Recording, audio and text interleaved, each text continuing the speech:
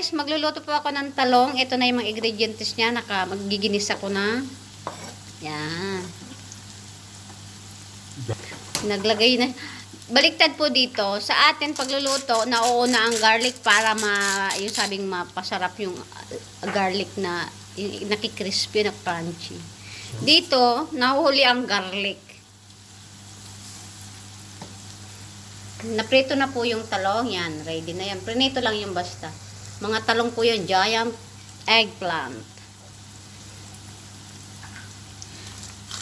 Red pepper? Chili pepper. Yan. Depende po sa inyo kung anong gusto nyong maanghang or hindi. Choices po. Tapos, maglagay pa ng black pepper. Yan. So yummy. Yan. Halo-halo lang. Sauce po yan para sa talong. Different way po yan yung aking recipe. Mushroom po. Maglalagay pa ng mushroom and another ingredients. Mushroom. Mag-add po ng secret ingredients. Wine. To make more yummy. Red wine. Maglalagay po ng soy sauce. Anong tomato sauce na. May mix po ng words ng Arabic. No Arabic. Greek. Yes. And a little bit of water. Wow. Mix language. Sometimes you can hear me speaking English or Greek or Bicol. After tomato sauce po, wait for 5 minutes. Ayan, luto na po yung sauce niya. Ilalagay na po namin sa pan.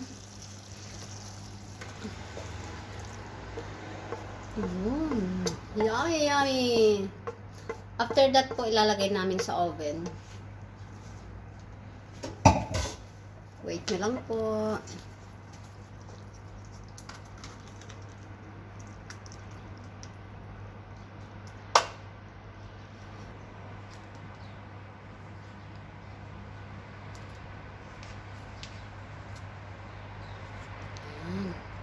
Putting one by one.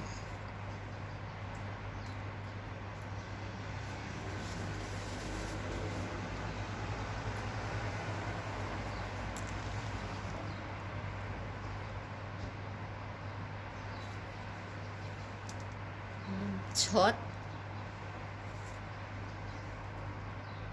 Wow.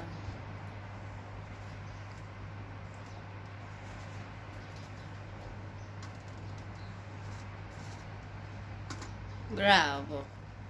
Nice. Feta cheese. Yummy feta cheese. Toppings.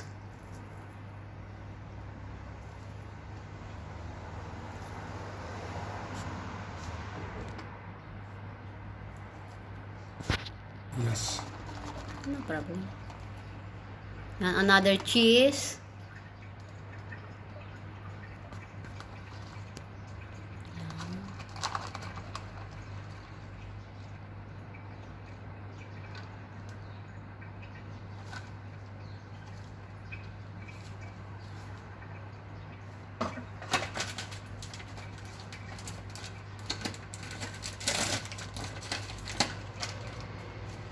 Another cheese. Yeah. 3 different types of cheese. Wow. The oven? Yan. Then, ready for oven. Nasa oven na siya. Wait for at least 30 minutes. I hope, guys, you enjoy watching. And you have a new recipe for eggplant. Thank you. Yan guys, panibagong new recipe ng talong. Enjoy eating talong. Buhay na talong or tunay na talong.